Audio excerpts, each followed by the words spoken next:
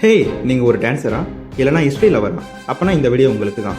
இந்த ஒரு விஷயம் உங்களுக்கு கண்டிப்பாக அதிர்ச்சியை தரும். சோழர் காலத்தில் 400 டான்ஸர்களுக்கு அரசே சம்பளம் கொடுத்துச்சுன்னா நம்புவீங்களா? இப்போ நம்ம ரொம்ப பெருமையாக பரதநாட்டியம்னு சொல்கிறோம்ல, அதோட ஒரிஜினல் பெயர் என்னன்னு தெரியுமா? அதுதான் சதிர் ஆட்டம், அப்படி இல்லைன்னா தசை ஆட்டம்.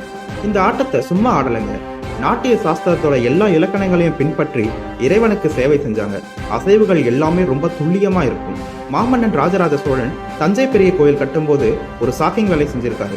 அந்த கோவில் கல்வெட்டுகள்ல அந்த 400 நடனமணிகளின் பெயர்கள், அவர்களுக்கு கொடுத்த சம்பளம், வீடுகள் எல்லா லிஸ்டையும் கல்லிலேயே செதுக்கி வச்சுட்டு போயிருக்காரு. டைம் இருந்தா போய் பாருங்க. இவ்வளவு மட்டும் இல்ல, இந்த கோவில் கோபுரத்துல நடனத்தோட இலக்கியமான 108 கரண சிற்பங்களை வரிசையாக செதுக்கியிருக்காங்க. ஒரு நடன இலக்கணமே சிற்பமா மாறின ஒரே இடம் அதுதான்.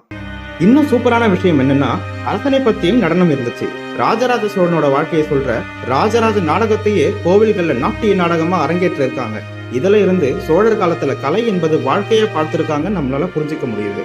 சோழர் காலத்தில் நடனத்தின் கடவுளான நடராஜர் வெண்கல சிலைகள் ஒரு உச்சக்கட்டத்தை அடைஞ்சிச்சு. தமிழ் கலையின் பொற்காலத்தை பத்தி நீங்க என்ன நினைக்கிறீங்க? கமெண்ட்ல சொல்லிட்டு உங்க நண்பர்களுக்கு ஷேர் செய்யுங்க. சோழர் பெருமையை அடுத்த லெவலுக்கு கொண்டு போவோம். சப்ஸ்கிரைப் செய்யுங்க. நன்றி.